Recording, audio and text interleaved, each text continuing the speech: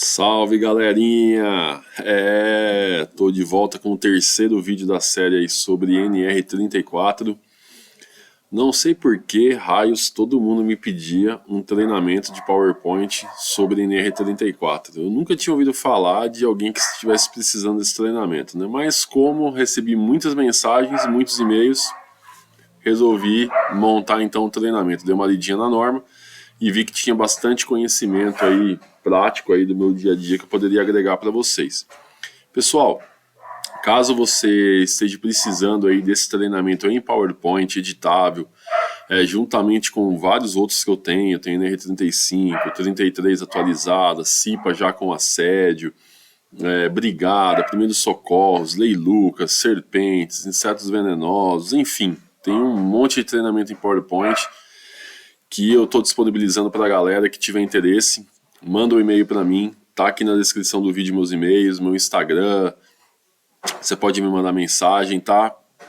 Eu peço uma contribuição para a galera, eu mando um e-mail para vocês, falando um pouquinho sobre, e aí eu ajudo vocês aí para agilizar o trabalho de vocês, para que vocês não percam tanto tempo assim montando um PowerPoint, porque demora dias e dias para você poder montar um PowerPoint com qualidade, né? E vocês ajudam a contribuir um pouquinho com o canal também, tá? Então acho que uma mão lava a outra, né? Então tem o treinamento de integração de NR18, por exemplo, tem quase 200 slides. Você já imaginou você montar um treinamento desse? Você vai ficar semanas para montar. E aí, por um valorzinho simbólico, vocês me ajudam e eu dou uma contribuição com vocês também. Beleza, galera? Então esse aqui é o terceiro vídeo da NR34. Se você não viu os primeiros, volta lá no canal. Vou dar continuidade aqui com a apresentação, tá? E curte o vídeo, faz seu comentário, o que você achou. Me segue lá nas redes sociais, tem o Instagram Faca na NR Oficial, tem o Facebook Faca na NR, tem o TikTok agora Faca na NR. Tô em todas aí, beleza? LinkedIn Fabiano Maciel Reis, se alguém quiser me seguir no LinkedIn, tá? Mas meus contatos estão aí na descrição do vídeo. Bom, galera, é o seguinte. A gente vai entrar num item aqui muito importante, que eu acho que a grande maioria dos técnicos que eu vejo por aí tem muita deficiência no assunto, que é o item de movimentação de cargas. Eu vejo muito técnico de segurança liberando içamentos, onde simplesmente o técnico chega, olha, não, pode fazer que eu vou acompanhar. E ele fica verificando simplesmente se não tem ninguém embaixo da carga. Galera, um içamento tem muitos outros detalhes que a gente tem que olhar antes de liberar, e não só se tem alguém passando embaixo da carga, tá? Pessoal, e a gente vai falar um pouquinho sobre isso, tanto é que para quem quiser receber esse treinamento em PowerPoint, eu vou mandar um checklist de içamentos aí que é bem bacana, eu vou mostrar ele daqui a pouquinho. Antes de mostrar o checklist, eu vou comentar um pouco sobre alguns itens da NR34 que falam sobre movimentação de carga, tá? Pessoal, as operações de movimentação eletromecânicas de cargas somente deve ser realizada por trabalhador capacitado e autorizado. Então, antes de começar o içamento, você já tem que pedir a documentação para a empresa, né, que está vindo aí com o equipamento, com o guindaste ou com o caminhão MUNC. Então você vai pedir fora toda a documentação da máquina, né? Você vai pedir também o prontuário do funcionário, onde você vai verificar se ele é registrado, se o ASO está em dia, qual é a certificação dele, tá? Para verificar se ele tem treinamento para aquele equipamento. Deve ser garantido também que os equipamentos de movimentação de carga e todos os seus acessórios sejam utilizados em perfeito estado operacional, certificados, com identificação e documentação que possa ser rastreada. Então, fora toda essa documentação do caminhão, dos equipamentos, você vai pedir plano de manutenção do equipamento, você vai pedir manual do equipamento, tem que vir com ele em português, você vai pedir uma RT de um engenheiro mecânico atestando que esse equipamento está em perfeito estado de conservação, que é feita uma manutenção preventiva e corretiva no equipamento, e não só corretiva. Então tudo isso daí é a documentação que você vai pedir antes do içamento. Se o caminhão está dentro da empresa e ele vai fazer a movimentação de carga, eu já estou supondo que você já verificou toda essa documentação, toda a certificação do operador, e aí você vai estar liberando, tá, a atividade, tá, pessoal? Então deve ser elaborado aí o prontuário do equipamento, né, contendo no mínimo as seguintes informações: cópia do manual de operação, fornecido pelo fabricante de língua portuguesa, tá? Especificações técnicas, programa de inspeção, manutenção e certificação, registro das inspeções, manutenções e certificações. Então, quando a gente perde isso daí para a empresa, Fabiano é chato, o técnico de segurança é chato. Não, galera, a gente tem que se embasar aí, né, juridicamente, né, aonde você precisa ter a certeza que aquele equipamento que está dentro da sua empresa, ele está em perfeitas condições e é feita uma manutenção preventiva nele, tá? Plano de ação para correção das não conformidades, identificação e assinatura do responsável técnico indicado pela empresa, e não é um mecânico não, galera, tá? É um engenheiro mecânico que faz isso, que vai atestar que esse equipamento está em perfeito estado de conservação, né, e funcionamento. Ele vai às vezes emitir uma RT do equipamento, tá? Inspeção, manutenção e certificação dos equipamentos. Então, antes de iniciar a jornada de trabalho, o operador deve inspecionar e registrar em lista de verificação. Tem que se fazer um checklist. Antes de iniciar a jornada de trabalho, se tiver sinaleiro, tá, pessoal? Ele deve inspecionar e registrar em lista de verificação, checklist dos acessórios de movimentação de carga, tá? Não são todas as empresas que às vezes vêm com o sinaleiro junto com o equipamento. Construção civil é bem comum você ter o sinaleiro. Mas se você trabalha numa empresa e você vai contratar um içamento, muitas vezes não vem um sinaleiro junto, tá? Porém, o operador do guindaste ou do caminhão MUNC, ele tem que ter visão da carga que ele está içando durante todo o trajeto, tá? Se ele não tiver a visão mais, ele precisa de um sinaleiro, tá? O relatório de inspeção, tá? Também, né? Tudo isso daí são procedimentos que você precisa se atentar. Pessoal, dependendo da atividade, deve ser realizada uma APR, né? Quando a segurança do trabalho ou responsável da operação considerar necessário. Então, APR e plano rigging vai depender muito do tipo de atividade que você vai fazer no içamento. Se é um içamento mais complexo, você vai precisar de uma APR, de um plano rigging. Inclusive, eu tenho um na resenha feito lá no canal Faca na NR só sobre içamento, ficou muito legal. Dá uma olhadinha lá que tem muita informação prática lá na resenha que eu fiz, tá? E vocês vão gostar bastante. A operação de movimentação de cargas deve ser impedida em condições climáticas adversas ou iluminação deficiente, tá, pessoal? Não pode fazer um içamento no escuro, onde está chovendo, com raio, com garoa, tá? Para a movimentação de cargas deve ser adotado o seguinte procedimento operacional: proibir ferramentas ou qualquer objeto solto. Garantir que a carga esteja distribuída uniformemente entre os ramais de lingada, estabilizada e amarrada, tá? Certificar-se que o peso seja compatível com a capacidade do equipamento. Eu vejo muito técnico de segurança liberando atividade de içamento, pessoal, ele nem sabe o peso da peça, ele nem se atenta a qual é a capacidade do guindaste ou do caminhão MUNC. Então assim, pessoal, primeira coisa que você precisa saber, fora toda a inspeção do equipamento, dos acessórios, um ponto muito importante é quanto pesa essa peça que eu vou içar, né? Aí, normalmente, o que eu falo? Eu peço para o operador abrir a lança exatamente sem a carga, até onde ele vai com essa carga. Eu preciso ver quantas lanças ele vai abrir. Aí você vai olhar na tabela de carga do equipamento, qual é a capacidade do equipamento com aquele raio de lança, qual a capacidade máxima, quanto pesa a peça. Você precisa fazer esses cálculos, tá? Garantir que o gancho do equipamento de guindado esteja perpendicular à peça a ser içada, verificando a posição do centro de gravidade da carga. Utilizar guia em material não condutor de eletricidade para posicionar a carga. O cara não pode ficar posicionando a carga, pessoal, com a mão na carga. A gente amarra uma corda normalmente, ou uma cinta, tá? Sinalizar a área de movimentação, garantindo a proibição do trânsito ou a permanência de pessoas sobre a carga. Tudo isso daí é importante. Sinalizar, desenergizar e aterrar as redes elétricas aéreas localizadas nas áreas de movimentação, ou às vezes você vai fazer um içamento muito próximo de uma rede energizada, tá? Na impossibilidade de desenergização, assegurar aí que o dispositivo suspenso ao ser movimentado guarde o dobro da distância da zona controlada, com relação às redes elétricas aí, de acordo com o anexo 1 da NR10, mantendo o guindaste aterrado, assegurar que os dispositivos aí, acessórios de movimentação de carga tenham também identificação de carga máxima de forma indelével e de fácil visualização. Pessoal, chegou um caminhão MUNC para fazer uma movimentação de carga onde eu sou responsável. Um guindaste não tem a tabela de carga, pode voltar, meu. Não tenho como saber qual é a capacidade de carga de acordo com a abertura da lança que ele vai abrir. Cara, tem caminhão Munk aí que tá só por Deus na causa, né? Tá fazendo essa na terra. Veio todo irregular, veio sem tabelado de carga, veio sem manual, mano, manda de volta. Não aceita esse tipo de equipamento na sua empresa. Somente utilizar ganchos de moitão com as travas de segurança. Isso aqui é muito importante, né? Você vai pegar muito equipamento de guindar que o pessoal tem um moitão ali e tem a linguetinha, né? Que é um item de segurança. O pessoal prende com arame, pessoal, para deixar o gancho aberto. Isso aí não pode.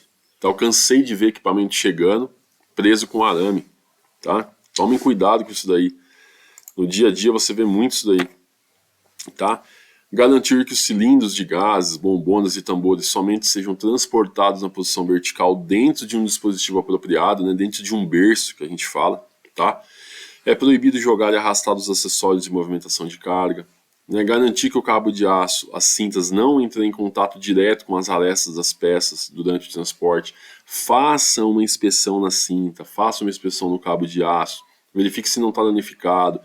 Tem que ter sinalização clara da capacidade máxima da cinta, do cabo de aço, tá? Para você verificar se comporta a peça que vai ser içada. E dependendo da pega que você fizer com a cinta, o peso diminui. Na própria cinta ali tem uma etiquetinha que você vai conseguir visualizar ali. Tem vários desenhinhos na cinta. De acordo com a pega que você faz, ele te dá um peso diferente. Então você tem que tomar cuidado com isso. Às vezes você precisa ver a capacidade da cinta e como vai ser a pega na peça. Como vai ser laçada essa peça. E aí você tem que verificar qual é a capacidade dessa cinta também, tá? Proibir a movimentação simultânea de cargas com o mesmo equipamento, tá? Proibir a interrupção da movimentação mantendo a carga suspensa. Ao interromper ou concluir a operação, manter os controles na posição neutra, né? Freios aplicados, travamento acionado e desenergizado, tá?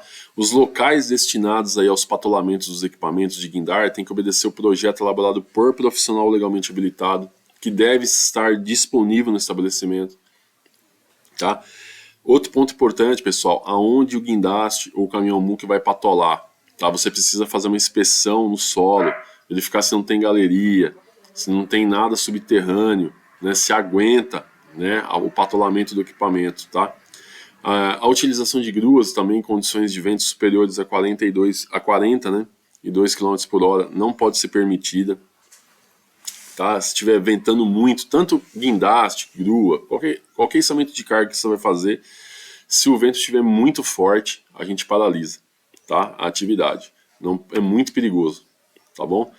Na parte de sinalização, pessoal, a movimentação aérea da carga tem que ser orientada por um sinaleiro, quando tiver. O sinaleiro, se tiver, tem que estar sempre no raio de visão do operador. Na impossibilidade da visão, na visualização do operador com o sinaleiro, a gente usa rádio HT, tá? O sinaleiro deve usar uma identificação de fácil visualização, diurna e noturna, que o diferencie dos demais trabalhadores da operação, tá? Para o operador ter, né, fácil ali visualização do sinaleiro, tá? Pessoal, aqui eu vou mostrar para vocês, a gente vai entrar na parte de altura. Então, antes da gente fechar aqui a parte de altura, como eu falei anteriormente aqui, eu vou mostrar para vocês o checklist de içamento que eu vou mandar para vocês caso o pessoal queira, né, contribuir com o canal para receber o treinamento de NR34. Então, deixa eu colocar aqui para vocês. Então, vamos lá, pera aí. Deixa eu colocar aqui. Eu vou ter que sair um pouquinho, só um minutinho, que eu não tenho edição aqui no vídeo. Não faço edições, tá, galera? Não curto edição. Eu acho que quem sabe faz ao vivo. E vamos que vamos. Vamos para as cabeças aqui. Certo? Aí, deixa eu acertar minha câmera aqui. É bem rápido. Boa, vamos lá. Pessoal, esse aqui é um checklist de içamento que eu vou mandar para vocês. Depois que você fez toda a solicitação da documentação, essa documentação foi toda aprovada, você chegou o equipamento, você fez uma pré-visualização desse equipamento, uma pré-vistoria, você identificou que o equipamento está em perfeito estado de conservação, então aqui é um içamento. Então aqui você vai colocar o local, a data, a hora. se é um guindaste, se é um MUNC. Aqui você vai colocar os dados, informações básicas, tá? Parte de documentação, né? Até eu vou apagar aqui. Parte de documentação, se tem plano ring, se não tem, inspeção do equipamento, tá? Aqui você vai visualizar cada item aqui, vai colocar se está conforme, se não está não conforme, se não é aplicável. Então tem uma série de itens aqui, ó, para você conseguir fazer a inspeção e não se perder e não esquecer nenhum. Aí você vai colocar aqui a inspeção do equipamento, se tem alguma observação, se ele foi aprovado, se ele foi reprovado. Você vai descrever a tarefa. Aqui você vai falar sobre as configurações do içamento, né? Então você sempre vai considerar o pior cenário. Então você vai colocar aqui as características da peça, o comprimento, largura, altura, diâmetro, peso, peso total do içamento. O que é o peso total do içamento? É o peso de carga mais os acessórios, o maior raio de operação, o maior comprimento utilizado na lança, tá? Se tem contrapeso, condições do equipamento da condição de patolamento, traseiro e laterais, ó, peso dos acessórios, tipo de sling utilizada, vai ser cabo de aço, vai ser cinta. Essa porcentagem de capacidade do equipamento vai atingir mais de 85%. Sempre que for atingir mais de 85% do equipamento, uma sugestão minha é que você passe para o seu superior imediato, no caso nós que somos técnicos, passar para o engenheiro e passar para ele, olha, eu estou com um içamento que vai ser feito aqui que está chegando muito próximo da capacidade total do equipamento. Tá? Aqui tem mais uma série de outros indicadores, movimentação de carga próximo de cabos energizados, então ele te dá uma distância aqui, ó, mínima, de acordo com a voltagem e a potência do cabo, tá? A avaliação de um içamento crítico, aí a aprovação, né, se foi aprovado, em caso de reprovação você escrever quais foram os motivos da sua reprovação, todos os envolvidos na atividade. Então esse aqui é um checklist bem... é como se fosse um checklist, mas é uma permissão de trabalho, né? Então ele é um documento bem completo, tá? Se você não quiser a apresentação, você quiser só ele, eu também posso enviar por uma contribuiçãozinha mínima, bem simbólica. Se você quiser só esse checklist aqui, essa permissão de trabalho, eu posso mandar também. E para quem quiser a apresentação toda da NR34, eu já vou mandar essa permissão de trabalho juntamente com aquela PT lá do primeiro vídeo, já vai junto também, tá, galera? Então, deixa eu voltar lá para a minha apresentação. Essa aqui é a permissão de trabalho que eu gostaria de mostrar para vocês. Eu achei ela bem bacana. Muito legal. Eu acredito que vocês vão se dar bem com esse documento. Muita empresa não tem esse documento, tá? Ou tem um documento muito deficitário, que não tem os pontos cruciais aí que você tem que olhar no içamento. Então eu acredito aí que esse documento aí vai te ajudar bastante para dar aí um ponto de melhoria na sua empresa, implantando esse documento aí quando você tiver içamento de carga. Beleza, galera? Bom, continuando aqui, a gente sabe que a gente vai entrar um pouquinho na NR35, né, no trabalho em altura. Então a queda de altura ela é a maior causa de mortes no setor da construção civil. Em todos os outros setores, né, é um acidente que normalmente ou mata ou aleja. Dificilmente um funcionário ele sofre uma queda de altura e ele sobrevive sem nenhuma sequela. E no Brasil a falta de segurança na utilização de andaimes, cadeiras suspensas, né, leva à queda aí de vários funcionários e um grande número de acidentes graves e fatais. A primeira causa desses acidentes é a falta das pessoas habilitadas, o que atinge desde o projeto até a montagem e supervisão continuada da obra ou da atividade, utilizando o andaime. Em alguns casos, os andaimes são encarados aí como meios auxiliares, né, provisórios, que por isso poderiam ser montados e desmontados aí sem obedecer todos os requisitos necessários, todas as normas de segurança. A gente tem vários pontos aí na NR18 e NR34 que traz o andaime. Pessoal, a NR18 fala muito sobre isso. Eu trouxe aqui só alguns pontos, né, da NR34, só para você ver que a NR34 também fala de andaime, né? Então ela fala que o dimensionamento dos andaimes e de sua estrutura, de sustentação e fixação tem que ser realizada por um profissional legalmente habilitado. Pode ser dispensada a fixação da torre do andaime quando não ultrapassar 3 vezes a menor dimensão da base de apoio.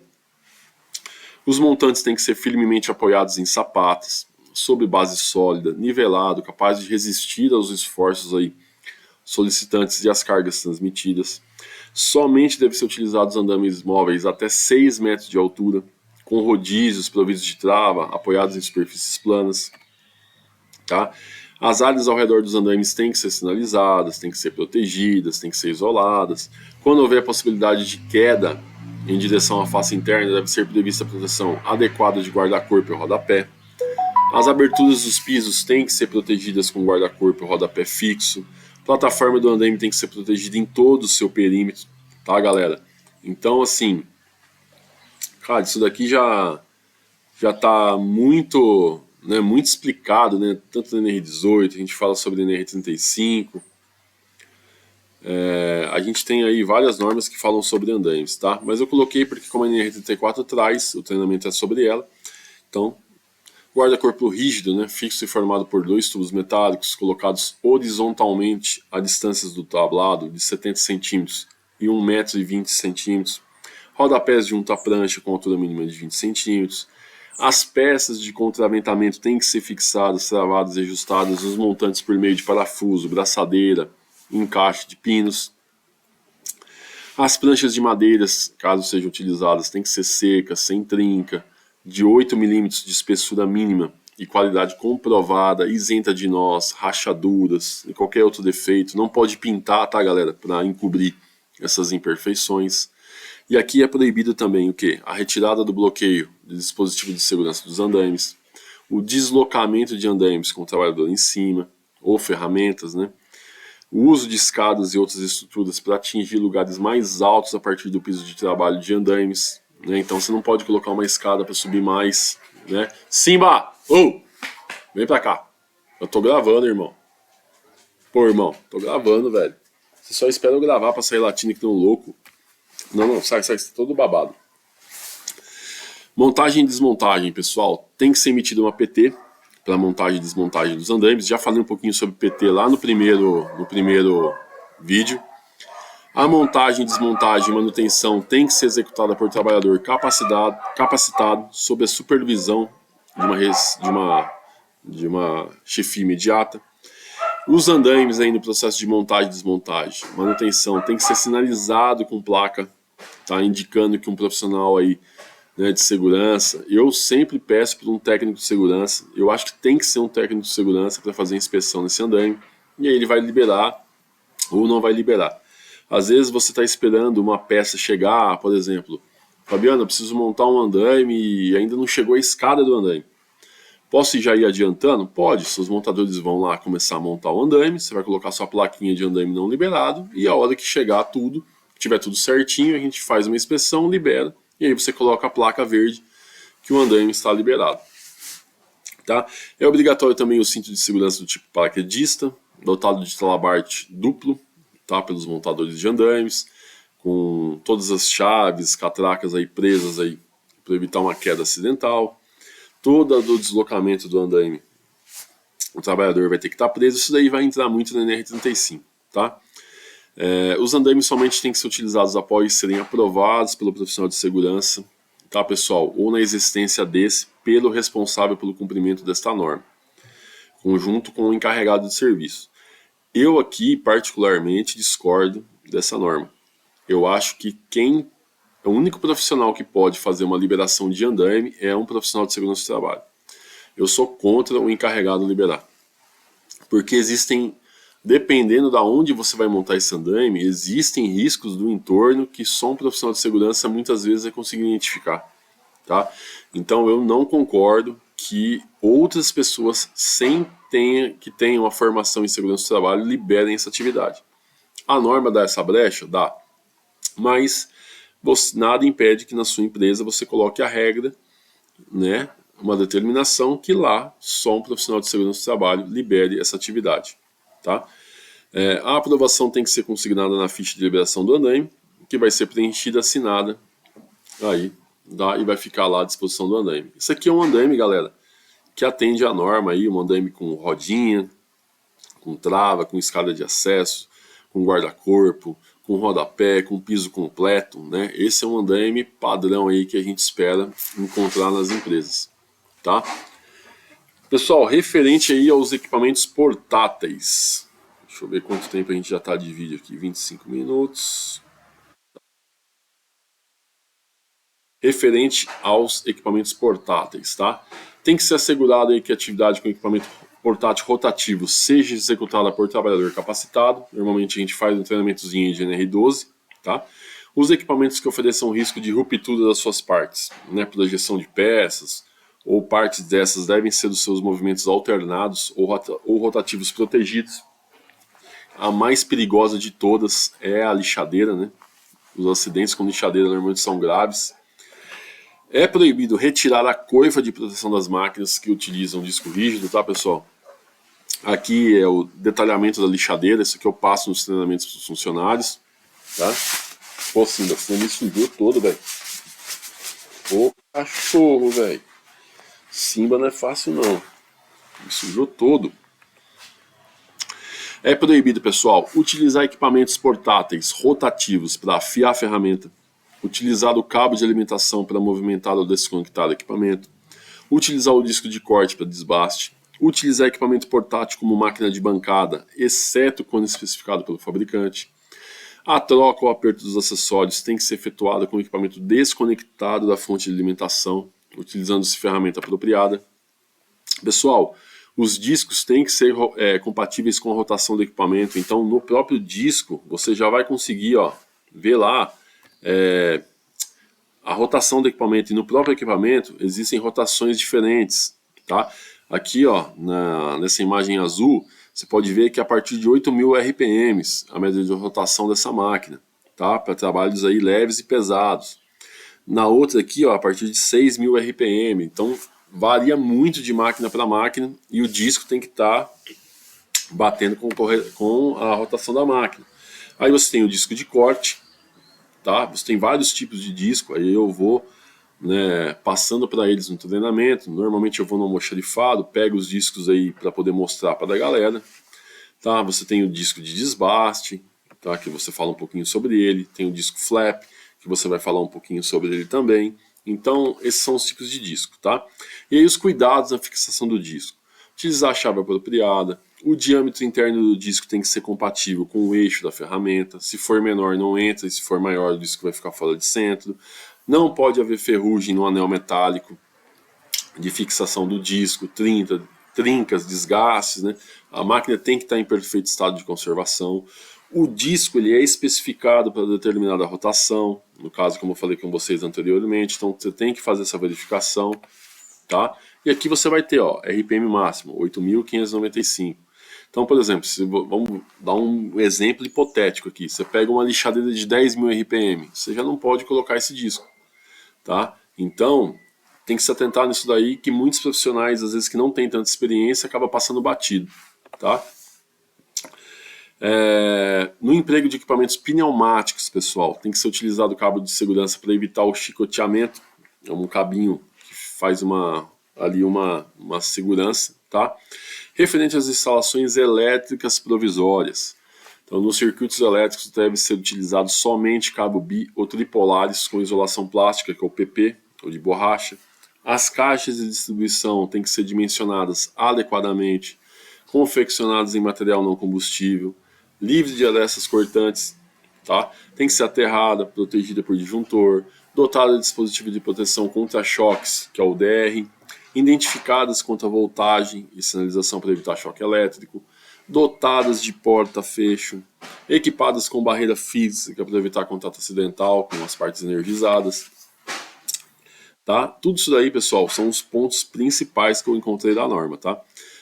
Como eu já falei nos vídeos anteriores, o curso que eu ministro, assim, eu não consigo agradar todo mundo com um PowerPoint só. Então, a intenção de mandar esse PowerPoint para vocês é eu tornar ele o mais completo possível, para que vocês só deem uma editada mínima ali, coloquem umas figuras, coloquem uns vídeos, e aí você deixa o treinamento com a sua cara, tá? Pessoal, referente ao plano de respostas às emergências, né? A NR fala sobre isso, né? Que Ele tem que ser elaborado de acordo com os cenários de emergência selecionados dentre os possíveis cenários acidentais identificados em área de risco. Então, cada plano de emergência vai mudar de acordo com o cenário da sua empresa. Eu tenho aí vídeos no canal também falando um pouquinho sobre o plano de ação de emergências, tá? Contemplar as ações a serem adotadas nos cenários de emergência, considerando as características, a complexidade, embarcações, estruturas. Contemplar as ações a serem adotadas nos cenários de emergência, considerando aí as características da instalação, tá? Então, cada plano de emergência vai ser de uma forma, de acordo com o seu layout, de acordo com a sua empresa, tá? Você tem que fazer uma ali que envolva todos os possíveis cenários de emergência que possam acontecer, tá? Prever as orientações adequadas para cada nível de envolvimento dos trabalhadores próprios, terceiros e visitantes. Então, a brigada tem que estar envolvida nisso daí, tem que estar identificada a brigada nesse plano de ação de emergência, né? Ser elaborado por profissional legalmente habilitado em segurança do trabalho. Quando fala legalmente habilitado, pessoal, a gente entende que é um engenheiro de segurança, né? Mas assim, sem entrar nessa questão, você como técnico, tá? Você pode sim montar um plano de ação de emergência, ou esse plano de resposta à emergência, muda a sigla, mas é a mesma coisa, tá? Ele fala que tem que ser elaborado e revisado por um profissional habilitado em segurança do trabalho, no caso aí um engenheiro de segurança. Mas você como técnico, você pode montar o plano de ação. E assim, galera, a grande maioria dos engenheiros de segurança que eu conheci e que eu conheço, cara, tem técnico de segurança que coloca os caras no bolso. Assim como eu conheço alguns engenheiros também que, cara, são sensacionais, né? São meus eternos professores. Então, muitas vezes você vai trabalhar no local onde o engenheiro, que é o profissional habilitado, ele não tem experiência com emergência, né? Você pode criar ali um plano de ação de emergência e entregar ele pronto para ele. Falar assim, tá aqui, cara, ó, você que é meu engenheiro, o que você acha disso daqui, né? Então, é uma dica que eu dou para vocês, tá? E esse plano aqui ele tem que conter o quê? Identificação da empresa, razão social, número do CNPJ e forma de contato, endereço, telefone, endereço eletrônico, tá? Identificação do responsável técnico pela elaboração e revisão do PRE, tá? Delimitação da abrangência das ações, ações de resposta para cada cenário de emergência, matriz de atribuições, dimensionamento dos recursos em função dos cenários de emergência identificados, incluindo os primeiros socorros, definição dos meios de acesso de evacuação das instalações industriais, das embarcações, abrangendo as estruturas flutuantes, se tiver, procedimento de comunicação com as empresas contratadas, procedimento para orientação de visitante quanto aos riscos existentes e como proceder com as situações de emergência. Então você vai ter visitantes se acontecer um cenário de emergência na sua empresa. Como que a sua brigada vai atuar com relação aos visitantes? Com relação a, por exemplo, deficientes físicos. Será que você vai ter cadeirante? Será que você vai ter deficiente visual, mudo, surdo? E aí? Você vai ter, né, pessoas com alguma deficiência que a brigada tem que se atentar, cara, para poder tirar, né? Então você já tem que ter um plano para isso. Procedimento para acionamento de recursos e estruturas de respostas complementares e das autoridades públicas pertinentes, bem como desencadeamento de um plano de ajuda mútua. O que é um plano de ajuda mútua? Às vezes você tem várias empresas naquele mesmo ambiente e se dá uma emergência, uma ocorrência grande de proporções numa empresa, as brigadas das outras empresas podem se juntar à sua, né, aumentando o seu efetivo, né, para você conseguir solucionar o mais rápido possível essa ocorrência. Então você pode fazer treinamentos de simulado de abandono, por exemplo, trazendo as brigadas das outras empresas, né, para participar. Então imagine que você está num condomínio de galpões, um condomínio de empresas. Você vai, marca, né, faz a reunião com os responsáveis das outras empresas e fala, ó, a gente vai ter uma evacuação, vamos simular um incêndio. E aí quando você dá o disparo, as brigadas das outras empresas se juntam com a sua brigada para poder providenciar aí um aumento de efetivo e eliminar aí essa ocorrência o mais rápido possível. Tá? Procedimentos para comunicação do evento que desencadeou o acionamento e a periodicidade, né, o conteúdo programático e a carga horária dos treinamentos da equipe de emergência. Pessoal, uma brigada, isso eu vou dar minha opinião, tá? Uma brigada de incêndio, que seja bem treinada e que realmente consiga fazer, né, dar uma pronta resposta boa numa ocorrência, ela leva no mínimo 1 ano para se formar. Você tem o treinamento de brigada, que é 1 dia, que é todo conhecimento, campo prático. Depois você tem mais 11 reuniões mensais para ir colocando treinamentos específicos para cada área daquele conteúdo todo que ele recebeu quando ele se formou. Depois de 1 ano é que os brigadistas vão começar a ficar bom. Depois de 1 ano. Eu diria para você que um brigadista top é de 2 anos para cima. E muitas vezes a gente não tem isso numa empresa, né? Você tem a rotatividade muito alta. Então não vai imaginando que você vai formar uma brigada num dia e no outro dia o cara é um puta brigadista, vai resolver todos os seus problemas se acontecer uma ocorrência, porque não vai. Então você precisa ter a formação e você precisa ter todos os meses as reuniões mensais onde você vai montar um treinamento específico ali de 2, 3 horas ali para poder formar esses brigadistas, tá? Os exercícios simulados devem ser realizados de acordo com os cenários de emergências mapeados, né, os principais cenários que podem acontecer, atender ao planejamento e o cronograma estabelecido pelo responsável técnico e ser realizado durante o horário normal de trabalho, considerando aí os turnos de trabalho quando houver, tá? Pessoal, após a realização dos exercícios simulados, né, ou na ocorrência de situações reais, você vai elaborar um relatório com o objetivo de verificar a eficácia do plano de resposta à emergência, do plano de ação de emergência, tá? Aí onde você vai detectar as possíveis falhas, e eu tenho vídeo também falando em como fazer isso daí lá no canal, tá? E o plano de resposta à emergência tem que ser revisado nas seguintes situações: quando houver alteração dos possíveis cenários de acidentes, quando recomendados nos relatórios de avaliação dos exercícios simulados ou dos relatórios de avaliação de situações reais, e a cada 2 anos. Você faz uma revisão disso daí, tá? O plano também, nas suas revisões, os relatórios de avaliação dos exercícios simulados e do acionamento do plano de resgate aí, de emergência, plano de ação de emergência, enfim, cada empresa dá um nome diferente. Em situações reais, tem que ser apresentados para a CIPA, tá, pessoal? Quando houver. Beleza? Então, se você tiver CIPA, é legal que você use uma das reuniões mensais da CIPA para mostrar o plano de emergência aí, né? Até porque todos os lugares que eu trabalhei, quando eu tive, né, essa liberdade de treinar a brigada e a CIPA, eu sempre envolvi a CIPA junto com a brigada em matéria de evacuação. Então eu tenho uma ocorrência de grandes proporções na empresa que eu preciso evacuar. A CIPA se junta à brigada, não no combate, mas sim na evacuação, tá? Os componentes da equipe de resposta às emergências têm que ser submetidos a treinamento inicial e periódico e exames médicos específicos para a função que vai desempenhar, tá? Incluindo os fatores de riscos aí psicossociais. E a participação do trabalhador nas equipes de resposta a emergências é voluntária, salvo nos casos em que a natureza da função assim o exigir. Então a gente primeiro abre voluntário, se a gente não conseguir voluntário, aí infelizmente por livre e espontânea pressão, o cara vai ter que ser brigadista. Pessoal, vou aqui entrar nas disposições finais aqui desse belo treinamento de NR34.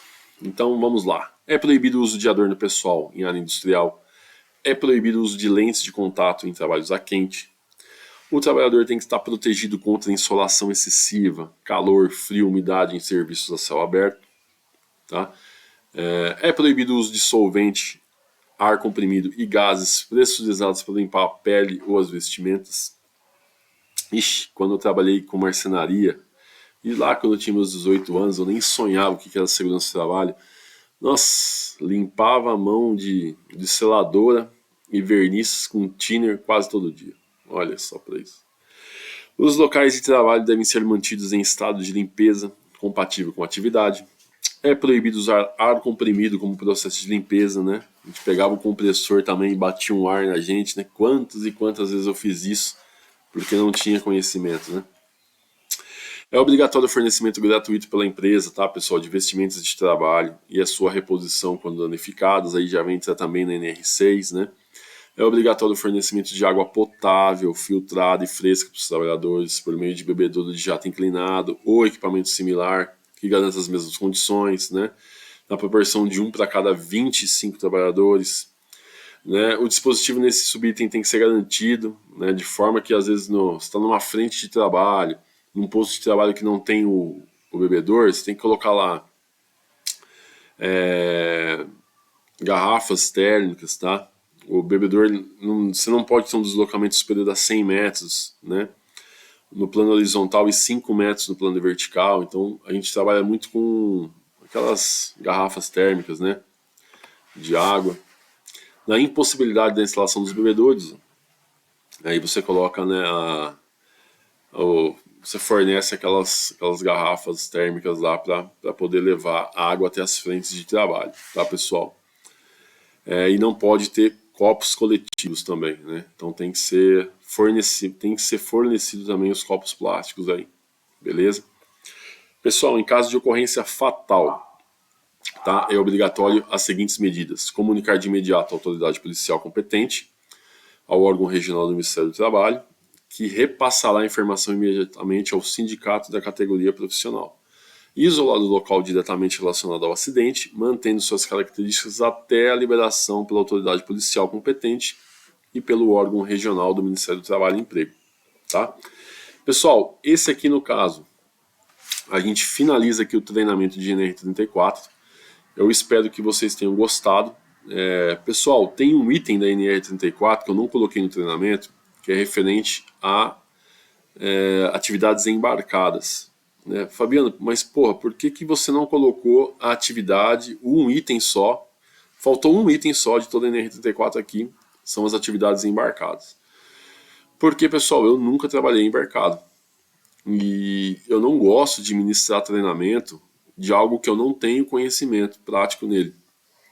Ficaria muito superficial. Eu colocaria o item aqui e ficaria lendo para vocês. Então, para quem precisa exatamente deste item, né, cara, você vai lá, lê a norma e introduz aqui esse item só que faltou e arredonda o treinamento para deixar com o que você precisa. Eu não coloquei porque eu não tenho experiência em atividades embarcadas, então achei por bem não colocar. Poderia falar alguma besteira aqui e alguém que tem experiência assistindo ia falar assim, pô, o cara nem sabe o que tá falando, né? Às vezes você pode discordar da minha opinião sobre alguns temas que eu coloco aqui, eu tenho algumas opiniões polêmicas, mas eu tenho vivência no que eu tô falando, tá? Eu não tenho só o diploma na parede, não, tenho vivência. Então é a minha opinião. Pode ser que você tenha trabalhado numa empresa diferente da minha realidade e você pode ter uma opinião diferente, sem problema nenhum. Não estou falando que o que eu estou falando aqui é lei também. Mas a parte de embarcado eu não coloquei por conta disso, beleza? Então se você gostou do treinamento, são quase 80 slides, manda um e-mail para mim, na descrição do vídeo aqui tá o meu e-mail. Eu mando os valores aí simbólicos que eu tenho de vários treinamentos. E se você puder me ajudar o canal, eu vou estar mandando em PowerPoint, também vou estar te ajudando para você não ficar perdendo tanto tempo assim em montar um treinamento do zero. Me segue lá no Instagram, Faca na NR Oficial, TikTok Faca na NR, tem Faca na NR no Facebook, tem aqui o YouTube, beleza, galerinha? LinkedIn é Fabiano Maciel Rey, então você pode me seguir em vários locais aí, coloca um comentário aqui o que você achou do treinamento, vamos trocar experiências. Beleza, galera? Vou ficando por aqui então com mais uma série aí. Espero que vocês tenham gostado. Fique com Deus. Aquele abraço. Fui.